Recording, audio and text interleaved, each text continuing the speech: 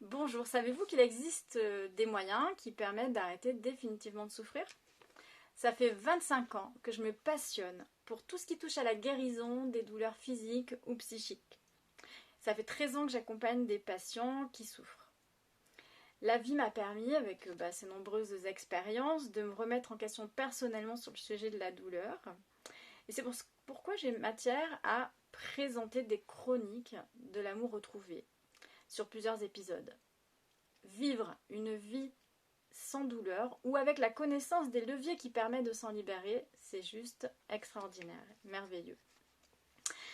Alors, tout a commencé avant l'écrit du concours du CAPES pour moi. J'ai 23 ans et une douleur atroce donc se manifeste dans mon épaule gauche. Elle m'empêche de lever le bras, de porter des objets avec mes deux mains, d'attraper des choses. C'est une douleur qui est vive, lancinante toute la journée. Et la nuit, elle s'amplifie à tel point que je n'arrive pas à dormir. Ça me fait comme une lance qui me transperce dans l'épaule. Ça irradie dans tout, jusque vers la nuque, le dos. Et c'est insupportable. Alors je suis désespérée parce que les antidouleurs n'y font rien. Je vais voir un acupuncteur, il ne se passe rien du tout non plus.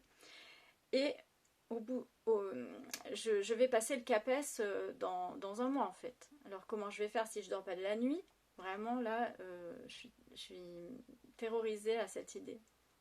Heureusement, la vie fait bien les choses. Je rencontre quelqu'un qui me donne le nom d'un ostéopathe et ça me soulage quand même et je peux passer mon concours. Mais cette douleur va continuer à, on va dire, à me hanter. Et je dois aller tous les 2 mois chez l'ostéo, puis après tous les mois, puis ça se rapproche, puis toutes les 3 semaines. Et j'ai pas vraiment de solution à l'époque. Et puis à l'âge de 29 ans, il m'arrive quelque chose qui va me permettre de trouver une autre solution. Donc je viens d'avoir mon bébé. Et ça fait 3 mois il a 3 mois donc je l'allaite et il dort très très peu, il me réveille toutes les nuits, toutes les heures, donc j'en peux plus. Et je le calme en le mettant au sein. Alors au bout du 3e mois, il a une poussée de croissance et donc il est pendu, déjà qu'il était pendu avant, mais là c'est encore pire. Et je suis épuisée, mes valeurs c'est il faut absolument que je donne le sein à mon bébé. Donc qu'est-ce que je fais? Je me mets à lire pendant que je l'allaite, j'en peux plus quoi. Voilà. Et là, j'ai un engorgement des seins, et en particulier du gauche. Il devient tout dur, il devient très chaud et très très très douloureux. C'est insupportable. Il gonfle, le lait reste coincé dedans, il n'y a pas une goutte qui sort. Mon bébé refuse les biberons. Je me dis mais comment je vais faire là? C'est panique à bord. Et qu'est-ce que je fais? Heureusement, je trouve une thérapeute en décodage biologique. Là, elle me fait prendre conscience comment je me suis coupée de mon bébé, en fait. À un certain niveau, bien sûr, hein, puisqu'il est toujours contre moi, mais à l'intérieur de moi, je suis complètement coupée de lui. Le sens biologique de l'engorgement, c'est de garder finalement le lait en stock en attendant que le contact entre le bébé et la maman se refasse. Donc tant que la séparation cesse en fait.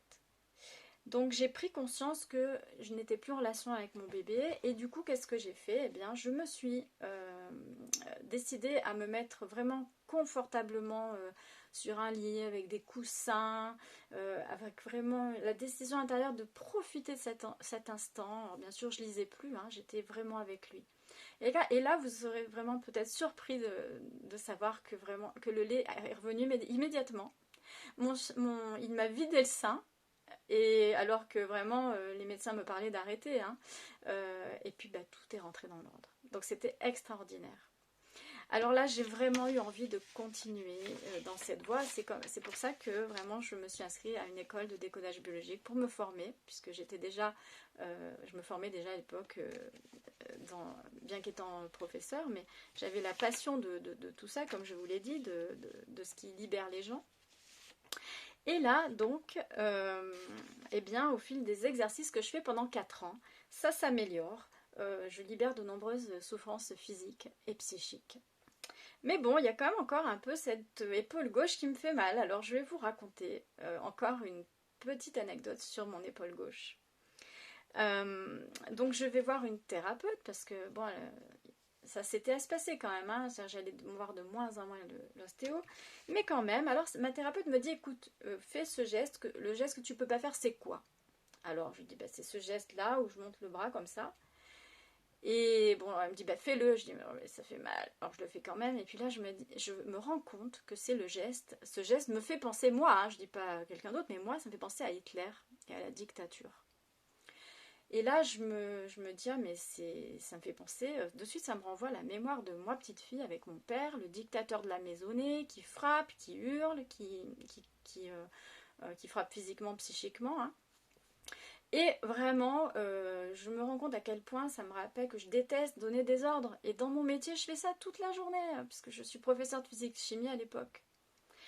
Alors, on procède avec ma thérapeute à la libération de mon enfant intérieur, hein, qui a beaucoup souffert. Et puis, eh bien, vous le croirez ou non, ça m'a soulagé encore une fois de plus cette épaule.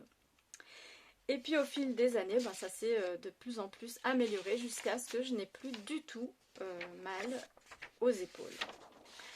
Alors, ce qui est extraordinaire dans tout ça, eh bien, c'est qu'aujourd'hui, grâce à toutes ces années de recherche, parce que j'ai continué aussi à libérer plein d'autres douleurs qui étaient les miennes, hein, et du coup, je dispose aujourd'hui de nombreuses clés de libération.